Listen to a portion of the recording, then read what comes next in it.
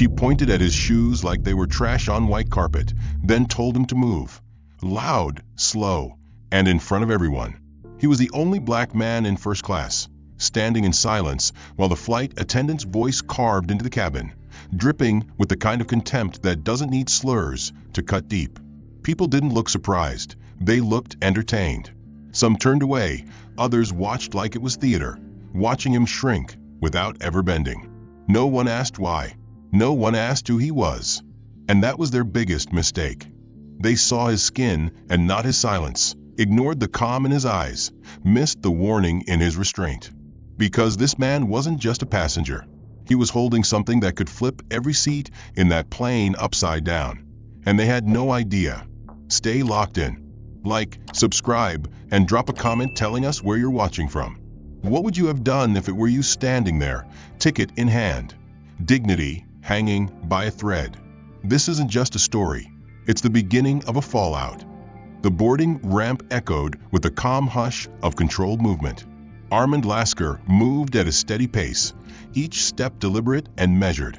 He was dressed in a tailored charcoal suit, its clean cut sharp against his frame, the fabric whispering money without shouting it. A soft powder blue shirt peeked from beneath the jacket, the cuffs perfectly aligned.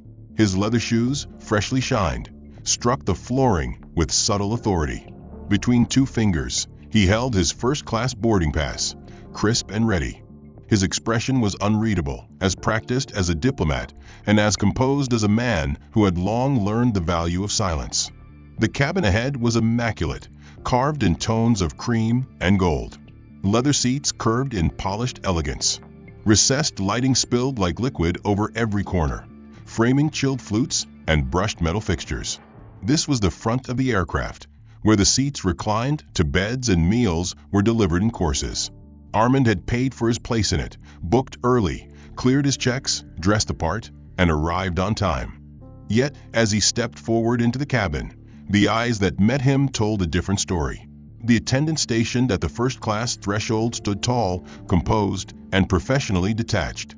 Rena Hallbrook had been flying this route for years, the kind of veteran who memorized passenger rosters and anticipated drink preferences before the cart even rolled. Her blonde hair was coiled tight at the base of her neck. Her uniform hugged her frame with corporate precision. Her clipboard was gripped like a badge of rank. She barely glanced at Armand as he reached her. When she finally did, her gaze dropped immediately, not to his eyes, but to his shoes. Her eyes flickered across them, sharp and brief, like a scanner finding an inconsistency. She did not smile. She extended a hand for the pass, held it too long, tapping her tablet screen 3 times in succession while humming something under her breath. Finally, without meeting his eyes, she handed it back and said in a cool, clipped tone that there had been a small clerical thing, and asked him to wait just a moment. She did not clarify the issue. She did not elaborate. She simply turned to the next passenger and ushered him forward with a sudden warmth that had been missing seconds earlier. The man behind Armand brushed past, and then another and another. Each one was directed smoothly to their seat. Each one was welcomed with ease. No questions asked. Armand stood motionless by the galley curtain, boarding pass still in hand, no longer sure whether to grip it or put it away. Passengers passed him like a coat rack, casting occasional glances, some curious, some uninterested, some veiled with something less polite. Still, he stood silently. After 6 more passengers had filed in and taken their places, Rena finally turned back. Her smile was tight, her eyes narrowed faintly. "May I see that again?" she asked, nodding toward his pass. Her voice was softer now, not apologetic, just cautious. Armand handed it over again. This time she looked longer, tapping the tablet screen harder, her finger jabbing as if the fault belonged to the document, not her. After several seconds, she straightened and gestured half-heartedly down the aisle. "Second row, window side. That's you. Enjoy the flight, sir." Her tone was practiced, but flat. He walked forward without replying, past the other passengers, who had now taken interest in the quiet scene playing out. He adjusted his cuffs and sat down, placing his bag beneath the seat and settling in with the composure of a man determined to keep his dignity. Yet he could feel the eyes. He could sense the questions. The air inside the first-class cabin was cold, not from temperature, but tension. The man in 2C beside him, a ruddy, executive type with sagging jowls and a thick gold ring, gave a slow glance in his direction, then returned to his magazine. It wasn't long before service began. Champagne flutes arrived row by row, each filled with careful pours and accompanied by warm white towels. When Rena passed his row, she hesitated. She looked at the cart. She looked at him, then moved on without offering either. Armand said nothing. Later, when she returned, she handed him a paper cup filled with sparkling water, not the flute poured with delicacy. His request for a blanket was met with a clipped explanation, all distributed. When another passenger asked for a second, she retrieved one without hesitation. Armand's tray table remained folded down as others received menus. By the time he did, Rena had to be flagged down. She handed him a worn menu, one corner stained faintly, and said nothing as he opened it. When the meal service began, the first rows were served in sequence: smoked duck breast, truffle pasta, chilled melon. Armand's row was skipped. It wasn't until a quiet cough that Rena turned and tilted her head. "All right." Her voice was airy. "I assumed this row was vegetarian only." No apology, no correction, just an implication that he'd somehow caused the delay. He requested the filet, and she scribbled quickly, then vanished. When his food arrived, 15 minutes after others, it was lukewarm. The wine was absent. The silverware rolled tightly in a napkin came with a smudge along the handle. No other passenger had this oversight. When he lifted his gaze, he found Rena laughing softly at a comment made by the man in 2A, leaning close as though sharing a secret. The isolation was complete. He wasn't barred from service. He wasn't denied anything. But what he received came wrapped in subtle slights, faint delays, chilled warmth, and 100 quiet ways of being reminded that, for someone like him, presence did not equal acceptance. At one point, a child from business class wandered into the cabin. Rena smiled and escorted the child back gently, ruffling his hair. When she returned, she glanced at Armand as though surprised he hadn't moved or spoken. She offered him no smile, no acknowledgement. When the lights dimmed, his overhead light flickered once, then again, until it faded completely. He leaned back in silence, staring at the ceiling, listening to the low hum of the engines, and felt the slow burn of something colder than altitude creeping beneath his collar. Now Rena Holbrook moved down the aisle once more, pushing the evening comfort cart, and with her came a new performance of decorum masked as order. Each passenger received a linen pouch, eye mask, moisturizing wipes, breath mints, sleep socks. One by one, the pouches were handed out, always with a brief smile, sometimes a name. "Mr. Cohen, your kit. Ms. Delaney, yours." When she reached Armand's seat, her step slowed, then paused. Her eyes scanned the manifest on the tablet, as if something wasn't matching. She tilted her head and drew her brows into a deliberate crease, then reached into the base drawer and retrieved a different pouch. It was identical in size, yet wrapped in a plastic casing rather than cloth. She held it out toward him like a sample, not a gift. "Here, sir," she said flatly, placing it on his folded tray. Armand took it without expression, but as he set it down, he noticed what was missing. No mint, no lotion. The socks were a faded gray instead of navy. The mask was thinner, flimsier. It was a comfort kit, but not the first-class version. He didn't react. He didn't ask. He simply returned the pouch to the tray and let it sit there untouched. Across the aisle, the man in 2C adjusted his seat, let out a long sigh, and glanced once more at Armand, a look not of empathy, but of faint amusement, as though the unfolding events were mildly entertaining. It didn't stop there. An hour later, Rena returned with a lint roller, moving slowly through the cabin, checking jackets, brushing sleeves. She stopped beside Armand, eyed his suit jacket, and with a brisk nod, rolled the adhesive drum along his left arm and shoulder. Her hand was professional, detached, but there was no mistaking the look that followed. A brief, theatrical flick of the eyes toward the roller surface, as if confirming her suspicion. Then she peeled off the used sheet with a loud snap and walked away. The passengers nearby said nothing. They didn't need to. The implication hovered in the air like vapor. Shortly after, she returned to offer warm hand towels before the second beverage service. Everyone else received theirs from the top tray, folded and placed with tongs.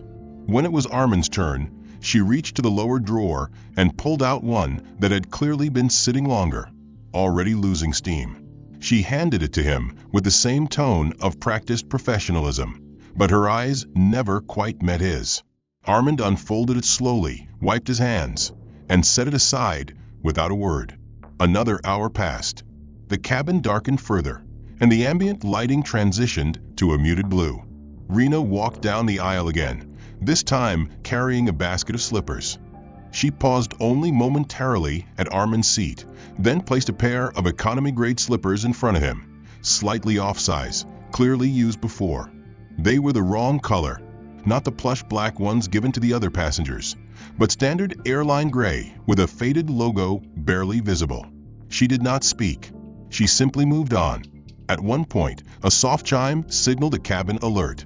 Nothing urgent, just a reminder to prepare for descent in another hour. During the lull, the man in 2A dropped his reading glasses. They skidded beneath Armand's seat.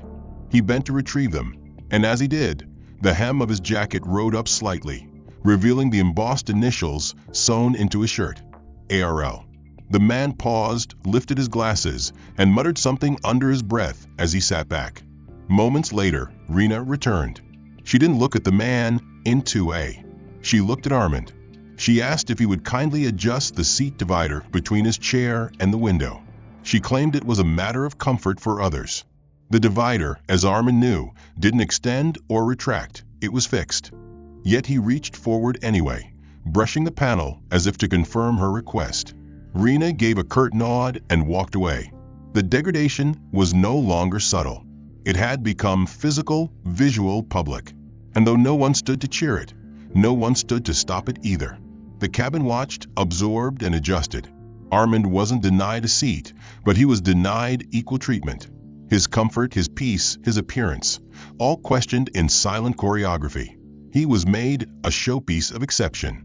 Even the casual details betrayed him.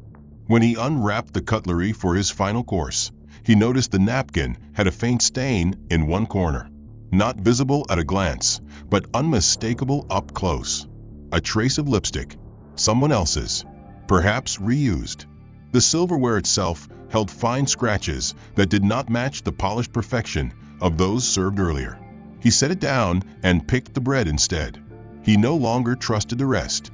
A final humiliation came when a young trainee attendant, perhaps no more than 20, leaned over and gently whispered, asking whether Armand would be willing to assist with the lavatory queue.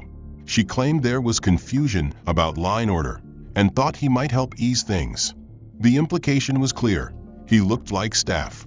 Her voice was soft, not malicious, but the assumption was built from the environment around her.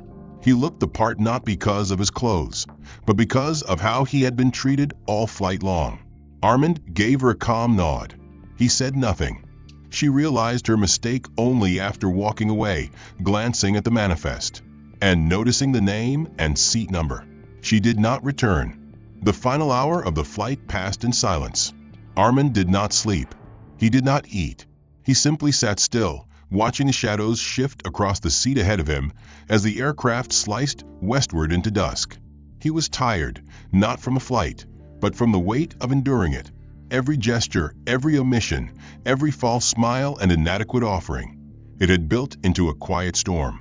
And yet, he had not spoken. He had not lashed out, because there was nothing to gain from doing so. The room was not built to hear his side. He was square-jawed, sharp-nosed, and walked with the rehearsed precision of someone who knew when to appear. He stopped at Armand's row and leaned slightly inward, his face wearing a tight smile that didn't reach his eyes. There seemed to be no reason for his presence, yet his posture announced a decision had already been made. He began by asking Armand to confirm his name. When Armand replied, the supervisor tilted his head slightly and nodded, then checked the tablet in his hand. What followed next was not a question, but a statement. There had been a discrepancy in the manifest.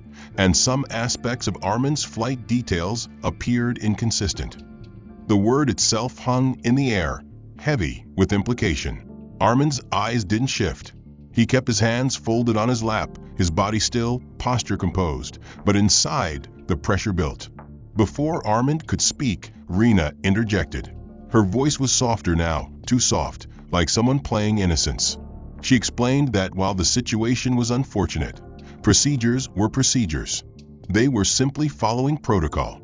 The supervisor continued, saying it would be best if Mr. Lasker remained seated until the other passengers had disembarked, so that a more thorough clarification could be completed. The language was neutral, but the tone was surgical.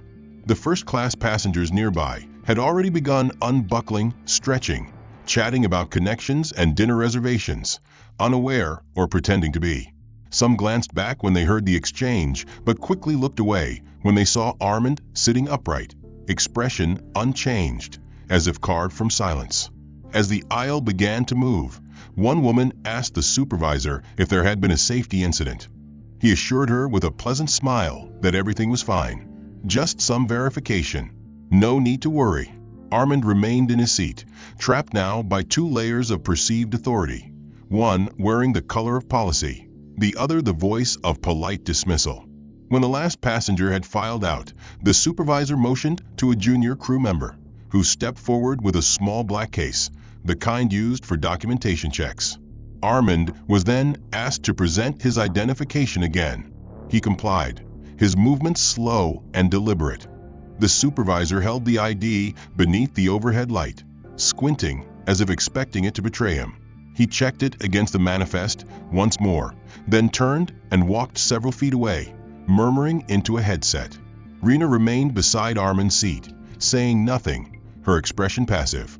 But her eyes, behind their feigned neutrality, watched every breath he took, waiting perhaps for him to break the silence or lash out. Armand didn't.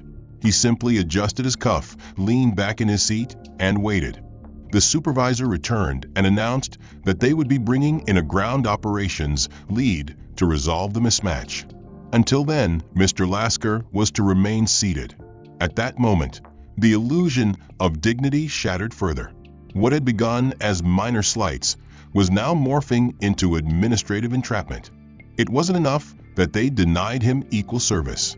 Now they questioned his very presence. The aircraft door opened.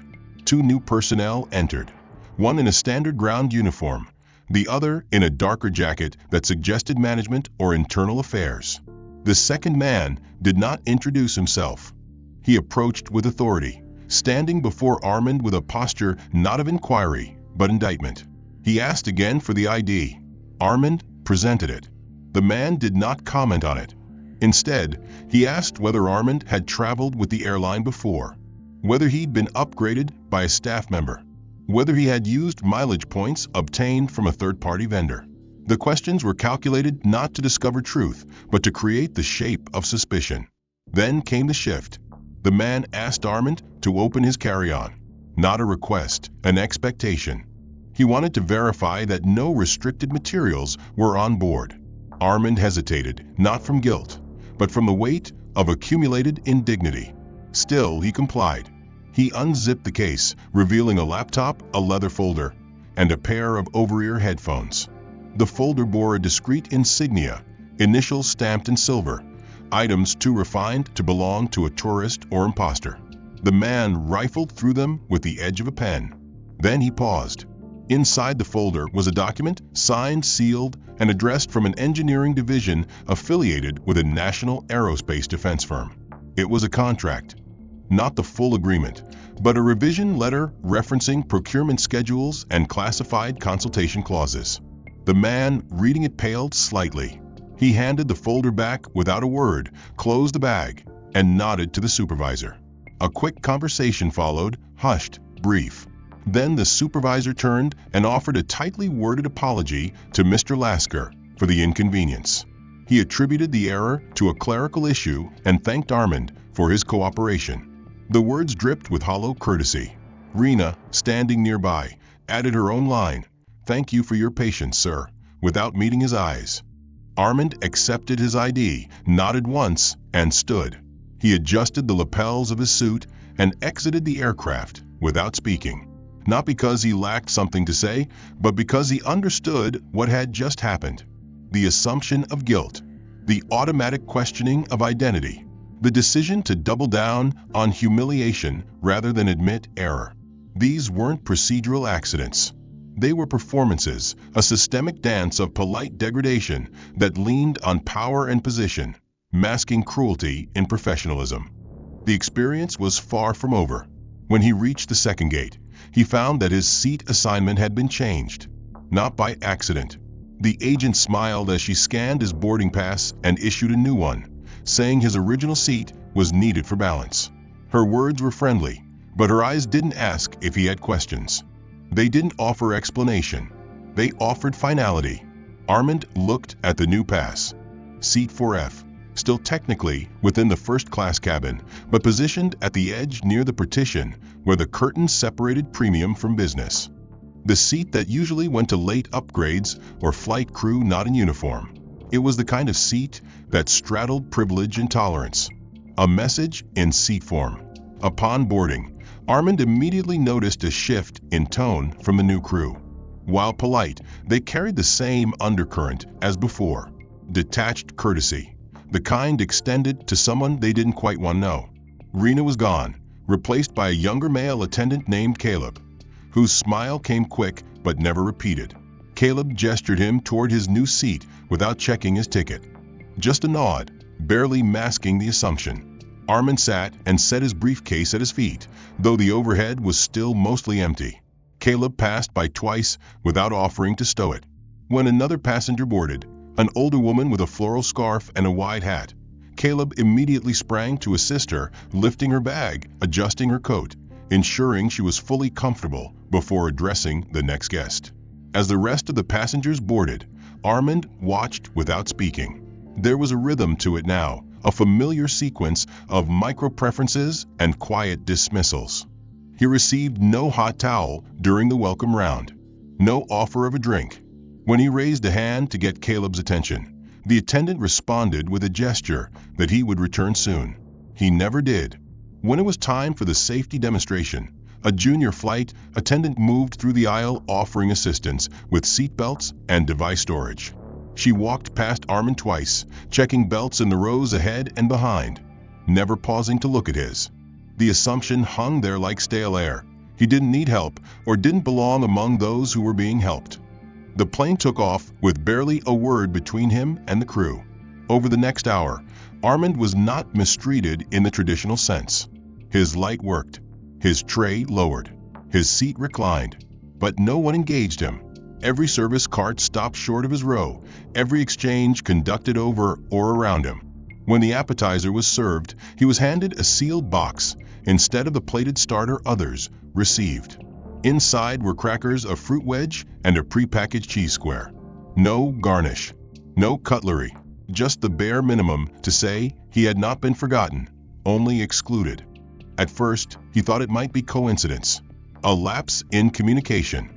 Then he saw Caleb at the front of the cabin, laughing with the man in 2B while helping him select a wine pairing. Later, when another flight attendant passed Armand's seat to collect trays, she offered the passenger behind him a refill and skipped Armand entirely, even as he held his empty cup in plain sight. He placed it back on the tray table, untouched, then looked out the window without comment. 2 hours in, the curtain separating first from business class was drawn. A few passengers shifted their chairs for sleep. The lights dimmed. Armand leaned his seat back slightly, but kept his eyes open. The cabin was quieter now. Still, the isolation continued. When a minor cabin announcement buzzed through the speakers, Caleb made eye contact with nearly every first-class passenger as he moved through the aisle, offering clarification, smiling, leaning in when needed. But when he reached Armand, his body turned just enough to acknowledge his presence without pausing. A nod that meant nothing, a practiced move to keep things civil without making them human. Near the midpoint of the flight, a turbulence alert prompted a full walkthrough. All passengers were asked to secure their belongings. When Caleb reached Armand, he paused and spoke for the first time since takeoff. He said something about keeping the aisle clear and gestured vaguely toward Armand's briefcase, which had been perfectly positioned beneath the seat. Armand checked it again, confirmed its alignment, and looked up.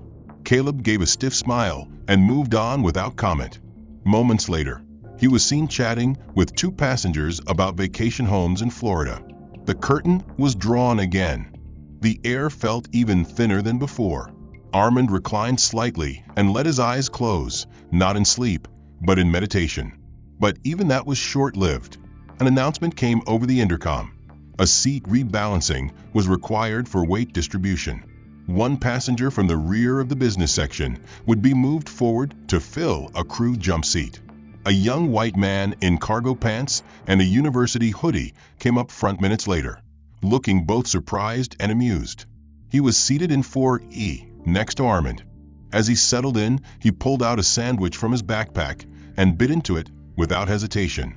Armand noticed Caleb walking past again, this time stopping to offer the man a new napkin and a replacement beverage. Nothing was offered to Armand. The young man turned toward Armand at one point and asked how long the flight was. Armand replied with a single word: long. The man didn't pursue conversation. A few moments later, he slipped in earbuds and watched a movie on his tablet. Caleb passed through again with dessert, a tray of cakes, chocolate mousse, fruit cups. He asked the young man what he wanted. When he glanced at Armand, he held up the tray briefly, then said, "We're a little short on stock. I can check in a minute." He didn't return. Later, when the cabin lights were dimmed for final rest, the overhead bins were checked once more. A junior attendant approached Armand, paused, and asked to confirm whether the bag he had placed there was his. He said yes. She asked again, then looked at him more closely, as if his answer couldn't be trusted without cross-reference. He repeated himself. She walked away without another word. It was isolation at its most exacting, constant, quiet, and surgical. There was no yelling, no refusal of service that could be documented. But it was a prison of glass. Every movement watched, every request minimized, every human interaction filtered through the veil of suspicion and avoidance. Overhead compartments popped open. Jackets were lifted, bags retrieved, and conversations sparked back to life with the ease of people who'd been comfortably served. Armand did not rush to stand. He remained still, eyes forward, face composed, as the rest of the cabin moved with purpose. The curtain that separated first class from the rest of the aircraft was drawn back, revealing a line of passengers waiting to exit.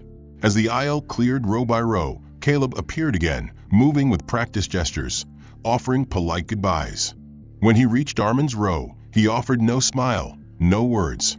Just a brief nod, quick and dismissive. Armand finally stood, slowly, pulling his bag from under the seat. He did not look at Caleb. He adjusted the strap of his satchel, brushed a wrinkle from his pant leg, and stepped into the aisle. He walked forward without pause, his steps measured, his expression unreadable.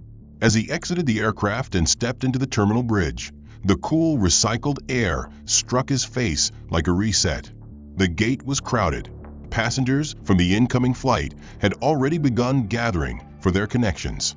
Flight attendants and gate agents moved with mechanical efficiency. Armand paused, taking in the space, scanning the signage for his next gate. As he turned to continue, a uniformed employee approached, clipboard in hand. Her tone was flat, almost bored. She asked Armand to confirm his name and stated that there had been a change to his itinerary. He would be rerouted through a different airport due to capacity adjustments. Armand raised an eyebrow, not in surprise, but in quiet resignation. The woman offered no apology. She handed him a reprinted boarding pass and gestured toward a smaller terminal at the far end of the concourse. No lounge access was provided. No meal voucher. No explanation beyond a muttered note about logistics. Armand walked without complaint, weaving through a maze of corridors and escalators until he reached the terminal. The waiting area was narrow, crowded, and dimly lit. The passengers here looked tired, their faces drawn, their clothing rumpled. This was a regional terminal, often used for overflows or short connections. The gate agent barely looked up as he handed over the new boarding pass. The flight was boarding soon, she said. No pre-boarding, no upgrades, no special notices. Armand sat near the back, his seat wedged between a column and a family juggling 2 strollers. When boarding was announced, he waited until most passengers had filed through, then stood and approached the gate. The agent glanced at his pass and gestured toward the tarmac. This flight boarded from outside.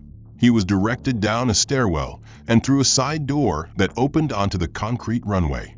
A line of passengers walked slowly toward a small regional jet, the kind with narrow seats and low ceilings.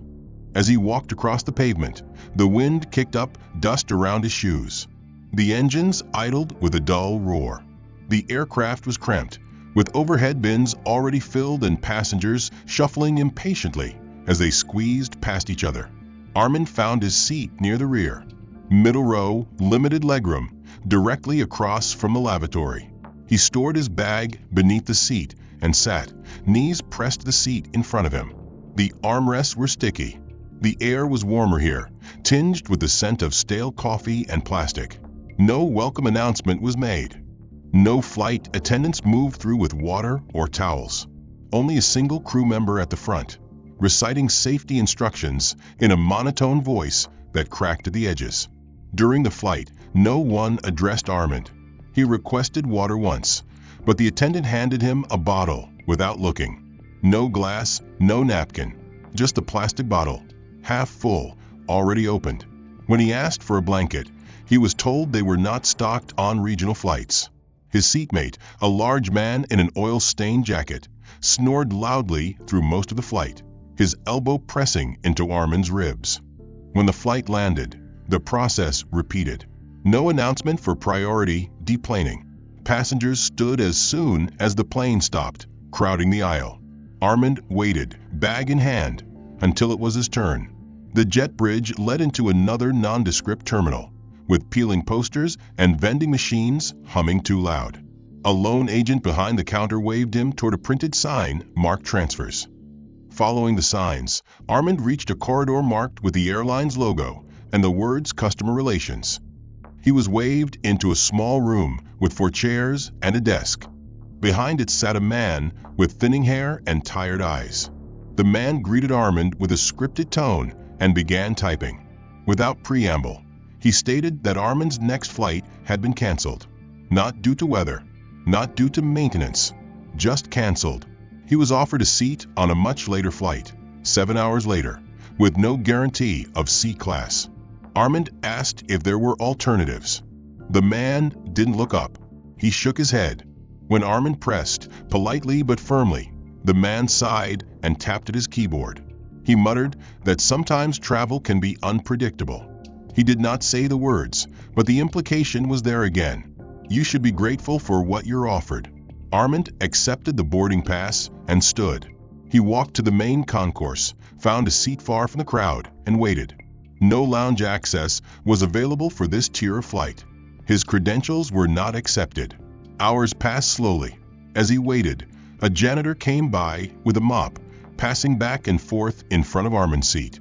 Twice he was asked to move. The second time, the janitor muttered under his breath, then shook his head as he cleaned around Armand's feet with exaggerated strokes. Armand didn't respond. He simply picked up his bag, moved 3 chairs over, and sat back down. The next flight was delayed, twice. When it finally boarded, Armand was assigned a window seat near the back, one with limited recline and a broken reading light. As he sat, the passenger in the aisle glanced at him, then turned away without acknowledgement. During the flight, the meal cart passed. Armand asked for the chicken. The attendant said they were out. He asked for the pasta. She shook her head. Only snack boxes remained. She handed him one, cold bruised fruit, a dry sandwich, and a juice box. He accepted it without comment. As the plane descended toward its final destination, the captain thanked the passengers for their flexibility. Armand looked out the window, watching the lights of the city grow larger. The pressure in his chest did not ease. At the gate, the same pattern played out. He waited to disembark. He walked the terminal. He retrieved his luggage from a claim belt marked with a delay. His suitcase arrived with a broken zipper.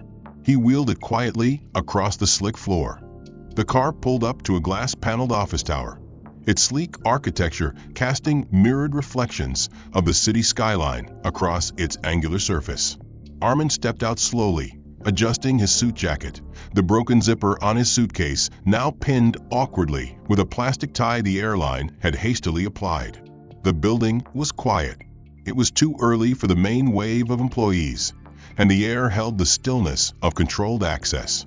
He entered through the revolving door and crossed the lobby, where a receptionist gave a cursory glance, her greeting clipped and neutral. He stated his appointment clearly, his voice even, and was directed to the 27th floor. The elevator ride was silent. His reflection in the mirrored walls stared back without emotion. On the 27th floor, he was met by an executive assistant who barely masked her discomfort. She gestured toward a small waiting lounge and said someone would be with him shortly. He sat alone for over 20 minutes. No coffee was offered. No check-in followed. Other individuals passed through the space. Engineers in press slacks, consultants in lanyards, a marketing VP with a loud laugh, none of whom acknowledged him. When his name was finally called, it was done without eye contact, the young assistant merely tilting her head toward the hallway.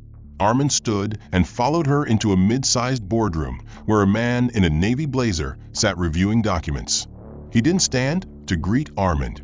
He gestured toward the chair across from him and began speaking without preamble. The man's tone was distant, mechanical.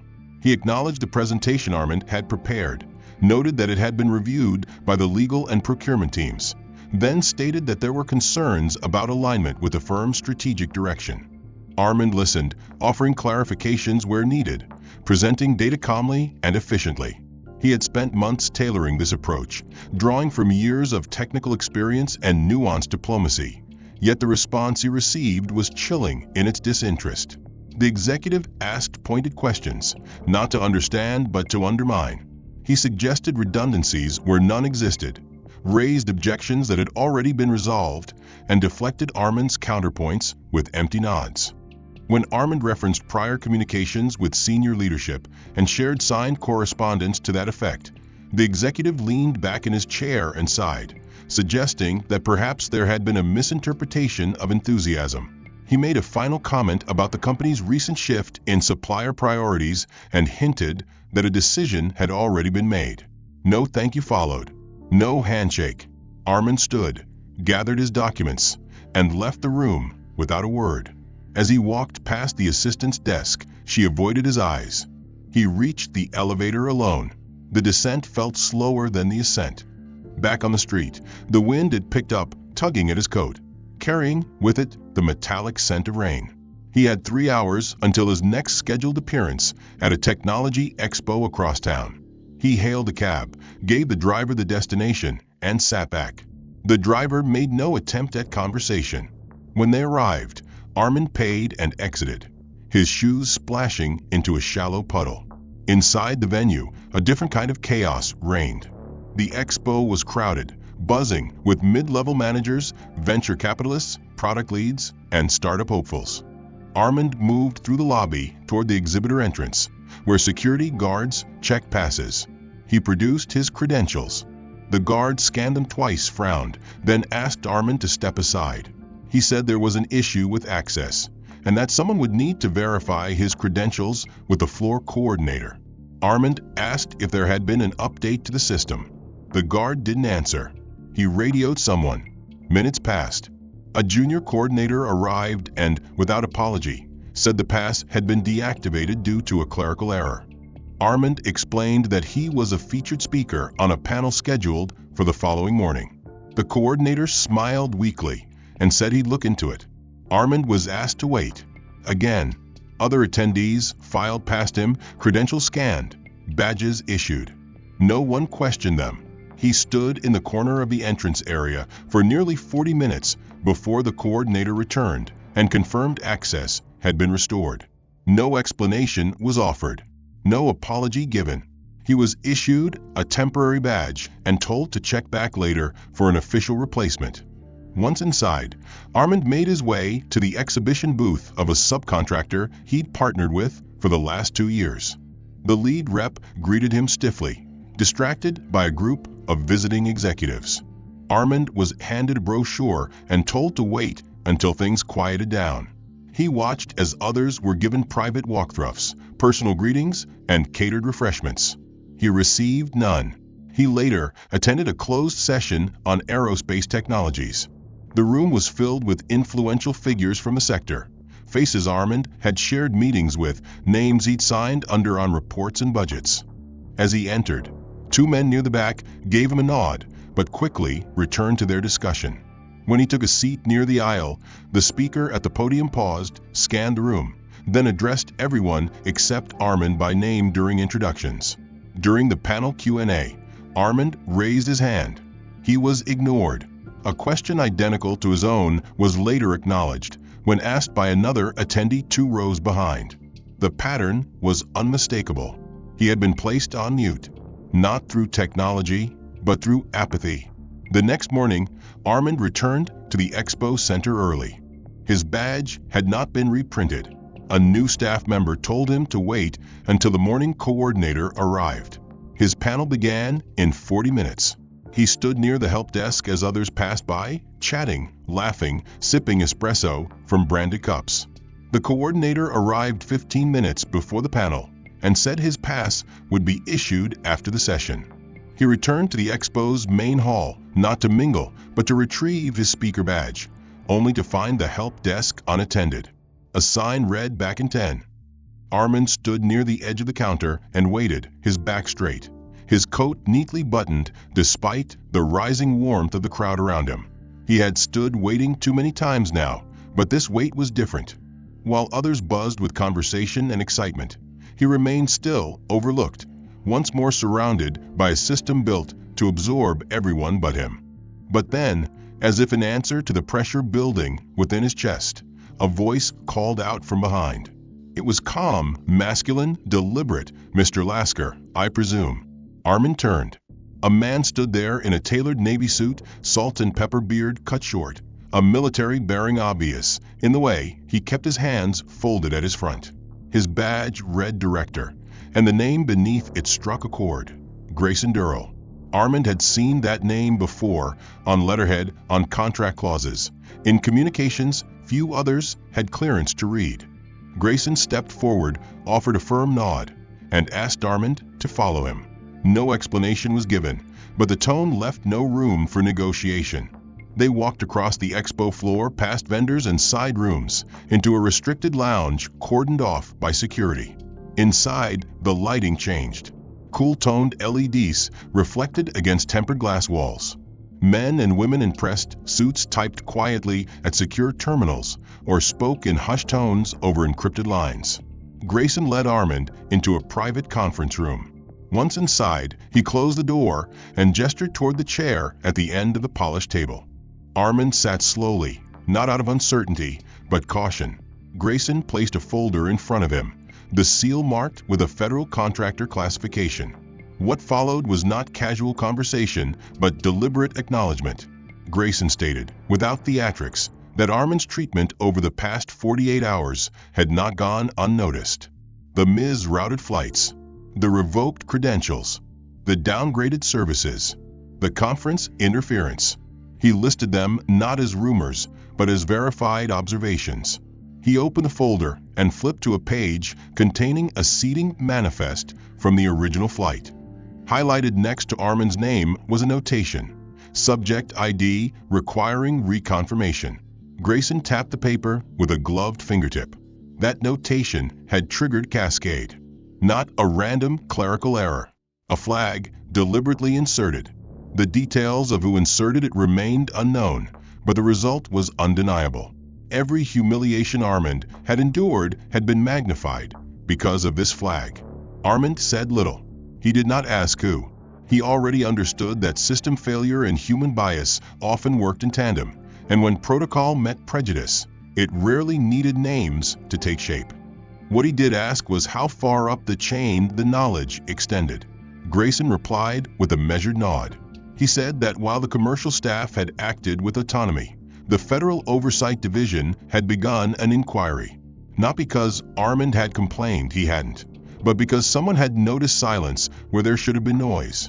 Then, Grayson leaned forward and asked the question that shifted everything. Did Armand know who had signed the original procurement authorization for the $2.9 billion aerospace contract? Armand did. The signature was his. He hadn't announced it. He hadn't thrown titles into the wind or demanded recognition. But the contract carried his authorizations, his approvals, and his technical oversight. Grayson confirmed that the airline in question, the Expo's host committee, and several of the involved subcontractors were either direct beneficiaries of or current applicants for segments of that defense contract. Armand hadn't been a guest in their system. He had been their silent gatekeeper.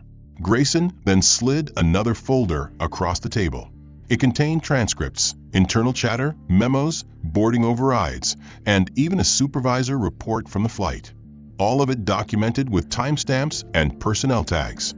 Armand flipped through them quietly, his expression unmoved, though the enormity of the proof settled around him like storm pressure. Grayson finally spoke again, his voice lower now.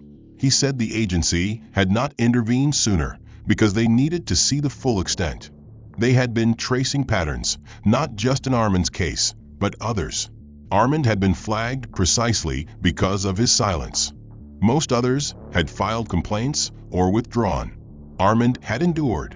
That endurance, Grayson admitted, exposed something deeper in the system, something institutional.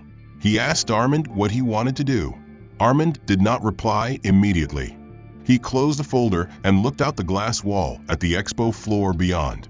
Hundreds of people moved past, unaware that one of the most influential men in the room had sat among them, humiliated, degraded, isolated, not by accident, but by structure. After a long pause, he asked Grayson to give him a few minutes. Grayson stood and left the room. Alone, Armand sat in silence, his fingers resting against the edge of the closed folder. For the first time in days, he allowed himself to feel the weight, not as weakness, but as release. Every dismissive glance, every act of erasure, every barrier placed in front of him had not reduced him. They had revealed others. He thought of the attendants, the gate agents, the corporate representatives, the moderator who hadn't learned his name. They had treated him like a trespasser, never realizing they were the ones who needed his approval to proceed. 10 minutes later, Grayson returned with two others, compliance officers, both in suits, both silent. They handed Armand a formal report draft, outlining options for escalation, restitution, and personnel review. Armand took it, scanned the first page, then folded it neatly and placed it back on the table. He said nothing about punishment. He asked only for accountability. As he exited the building, his phone buzzed. The name on the screen was from the upper ranks of the Defense Council's acquisition board, someone he had worked with in strategic development years prior. Armand answered with calm efficiency. The voice on the other end was warm but formal. They had received early reports of the incidents surrounding his travel and his presence at the expo, and a formal statement had already been requested by two oversight committees. Armand confirmed receipt of the report handed to him earlier and said he would provide a review by close of business. There was no mention of retaliation, no tone of fury.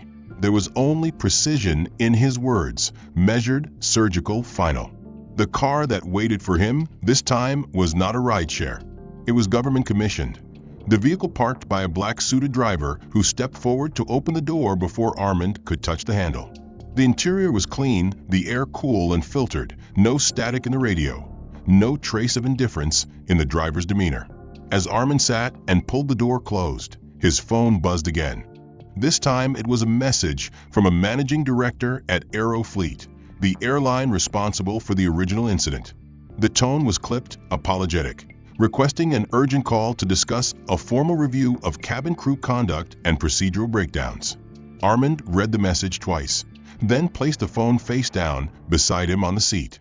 He closed his eyes, let the vibration of the road center him, and allowed the silence to stretch. When he arrived at his hotel, an executive-tier suite arranged days earlier by a government liaison, the concierge greeted him with visible discomfort. News had traveled faster than policy.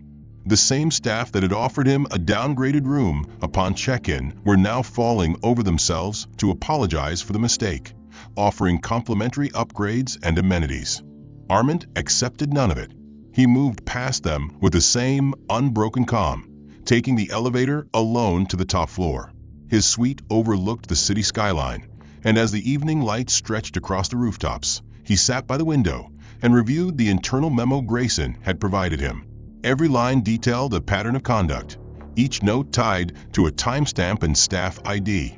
The precision of the documentation felt surgical, but it was more than just evidence. It was an audit of how easily dignity could be stripped through nothing more than silence and complicity. He spent the next hour composing his response, paragraph by paragraph, drafting an executive summary of the incidents, cross-referencing names and interactions, laying out the moments not as emotional accounts, but as structured failure points. He submitted it to the Department of Civil Aviation Ethics, then sent a separate summary to the General Procurement Oversight Committee. He used no loaded language, no embellishments. He did not need to. The facts spoke loud enough. When he finished, he closed the laptop and folded his hands in his lap. He looked out across the horizon. The sun had begun to fall behind the buildings, casting everything in deep orange and gray. Another message buzzed on his phone, this one from the CEO of the aerospace subcontractor, who had failed to acknowledge him during the expo walkthrough. It was a request to reschedule their meeting at his convenience, with an added line expressing regret for any confusion during the event. Armand deleted the message without replying. The next morning, his presence at the Federal Review hearing was not optional. It was requested formally, with a car dispatched to retrieve him at 7 sharp. He arrived at the secure building and was led through metal detectors and ID verifications, each officer now addressing him with his full name and title. In the chamber, he was greeted by a panel of officials seated behind a long marble table. They did not ask him to recount what had happened. They had the report. Instead, they asked him what recommendations he had to prevent such an event from happening again. Armand paused before answering. He said that the issue wasn't one of procedural gaps or technological lapses. It was about culture. It was about the way systems interpreted difference as threat and how that interpretation shaped everything from seat assignments to security decisions. He said the most dangerous thing about the mistreatment he experienced was how unremarkable it had seemed to everyone around him, how normal it had become to expect that someone like him must be in the wrong place. The room was quiet when he finished, not because they disagreed, but because they knew he was right. After the hearing, he was escorted not out the front, but to a private corridor where a different group awaited. Advisors from multiple aerospace boards, representatives from legal oversight, and members of the Ethics Council. They spoke of realignments, of staff removals, of retraining programs. But more importantly, they spoke of contracts. The $2.9 billion deal was not being paused. It was being redirected.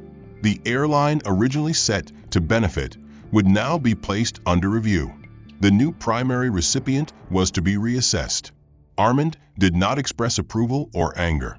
He simply acknowledged the update and asked for timelines. The message was clear. Power did not need to shout. It simply needed to move. That evening, as the news broke across major outlets, initially in defense journals, then in broader media, Armand's name was not the headline. The story spoke of contract reassessments, of federal inquiries into discriminatory behavior among service providers, of policy revisions in airline conduct. But those who knew the full scope understood. Inside the aerospace world, his name echoed, not because he had forced it, but because they had forced him to act. The irony was not lost on anyone. The man who had been mistaken for a seat thief, who had been ignored, silenced, sidelined, was the one now shifting the air beneath their feet. At the airline's corporate headquarters, a closed-door meeting was called at 6:30 in the morning, where senior management, legal counsel, and public relations executives gathered in a sterile conference room lined with polished walnut panels and tension. None of them had been present on the flight where Armand was first flagged, but now each of them would answer for it.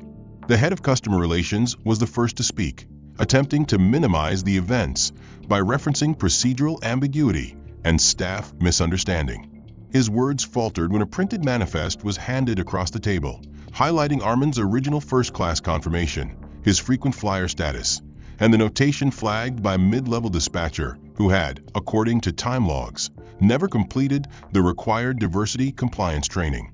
The director of legal tapped the document once and stated plainly that the notation wasn't an error.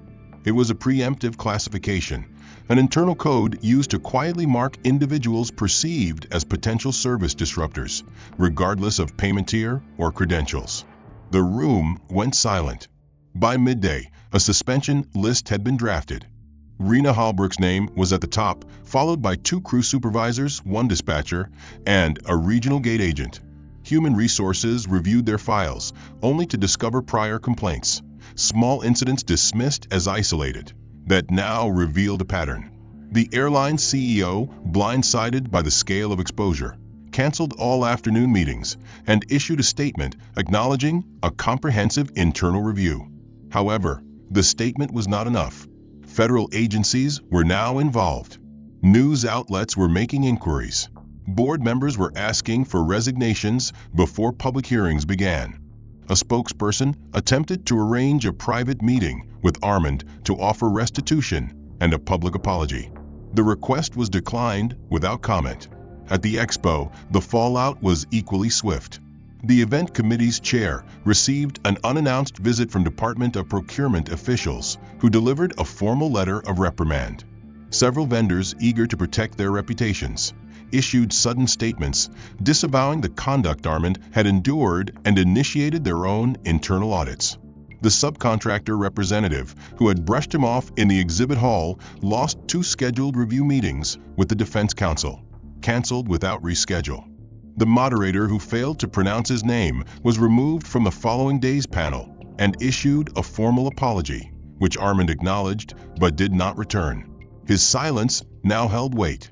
Every slight, every dismissal, every act of indifference that once felt consequence-free now radiated tension. Back at airline headquarters, employees watched the news stream updates from personal devices. A leaked portion of the federal memo circulated among internal chat groups, and within hours, the story was viral across internal forums. Workers began sharing stories, some anonymously, about similar treatment they'd either experienced or witnessed. Rena's former colleagues recalled her offhand remarks about passenger profiling, joking at the expense of flyers who didn't fit the seat. Suddenly, the defense that she was simply following procedures collapsed under the weight of repetition. Her supervisor, once a staunch defender, shifted his stance in less than 24 hours. During his internal review session, he admitted that he may have misjudged how her tone and decisions appeared, though records showed he signed off on them without pause. At the airline's flagship hub, senior attendants were briefed on changes to flight service protocols. The Federal Transportation Board required a new declaration of compliance and retraining for all frontline staff. A zero-tolerance clause was added. Overnight, crew assignments were reshuffled. Quiet reassignments replaced formal firings, but insiders knew what was happening. The gate agent who rerouted Armand's travel itinerary was issued a termination letter. Her justification, security realignment due to operational flow, was found to be both unapproved and baseless. Her file, previously clean, was now accompanied by an exit report marked failure to uphold federally mandated service standards.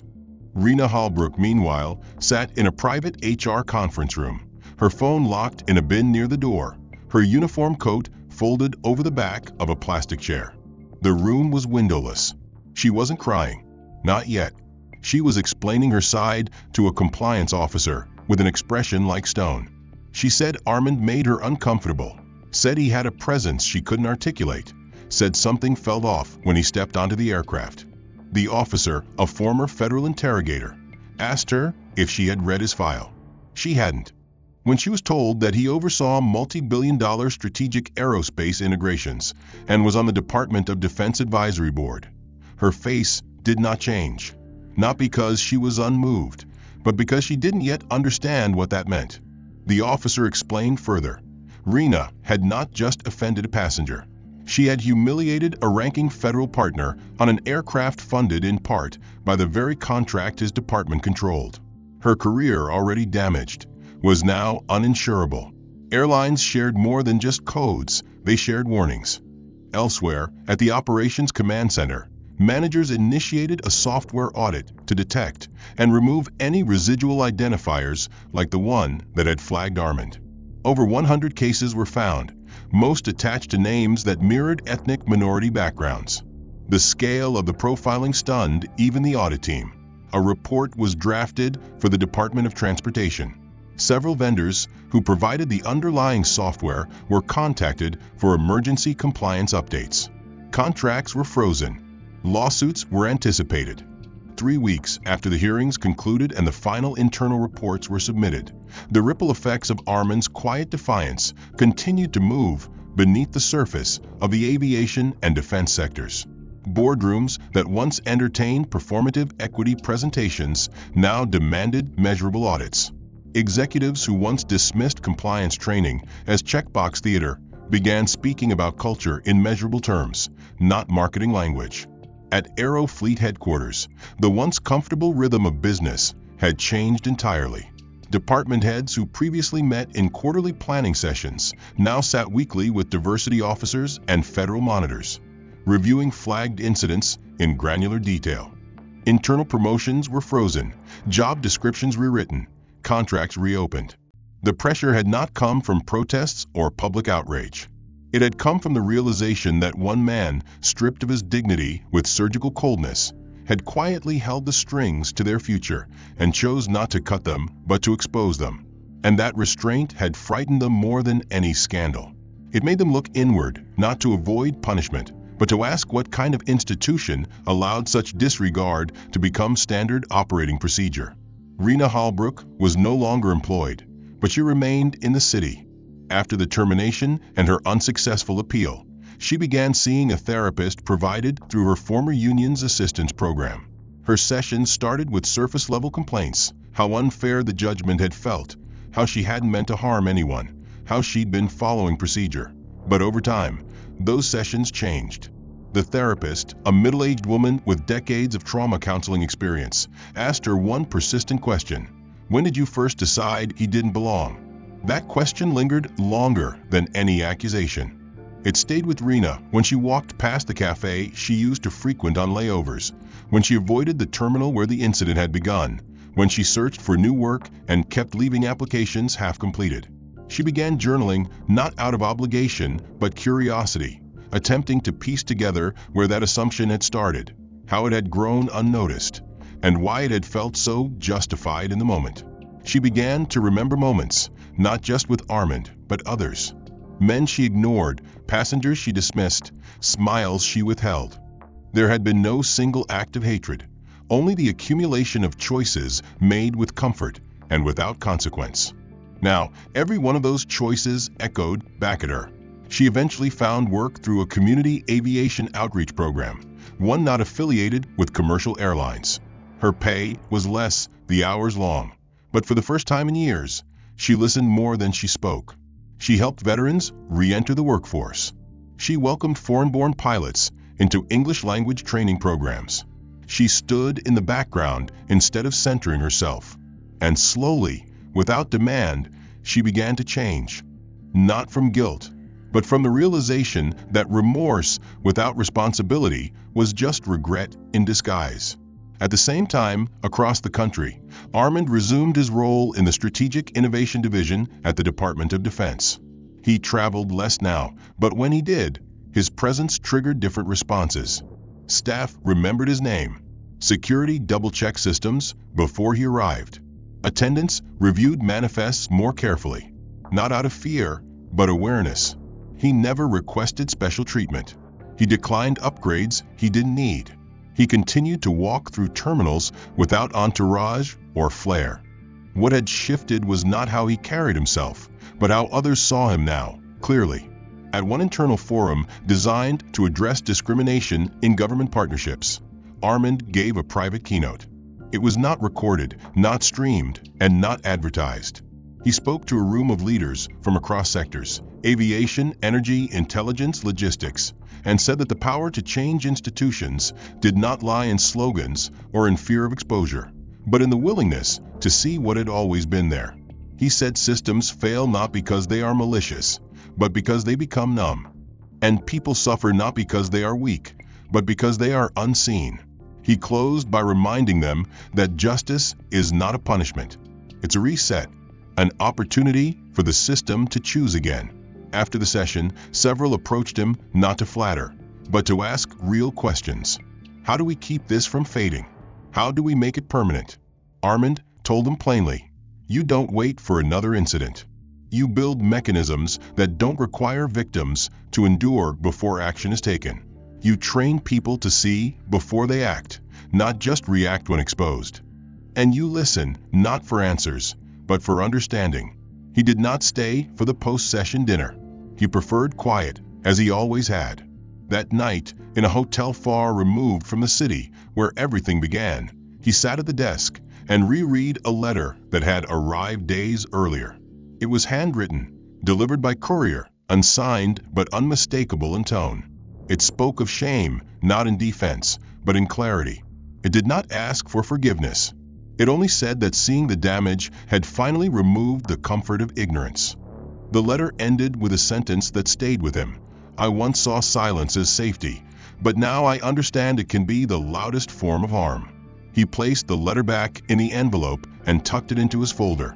The next morning, he boarded a flight without incident. No one stared. No one hesitated. The flight was smooth. The service was even. As the plane took off, he watched the ground fall away and allowed himself to breathe without defense. In the quiet above the clouds, he finally felt what he hadn't felt in weeks, not vindicated, not avenged, but recognized. The end. If you enjoyed this powerful story of transformation, redemption, and justice, make sure to like and subscribe to stay connected with more gripping narratives like this one. What did you think of the plot twists and the emotional journey of Armand? Did the ending land the message the way you expected, or surprise you? I'd love to hear your thoughts. Tell me where you're watching from and what stood out most to you. Drop your reactions in the comments. Let's talk about it.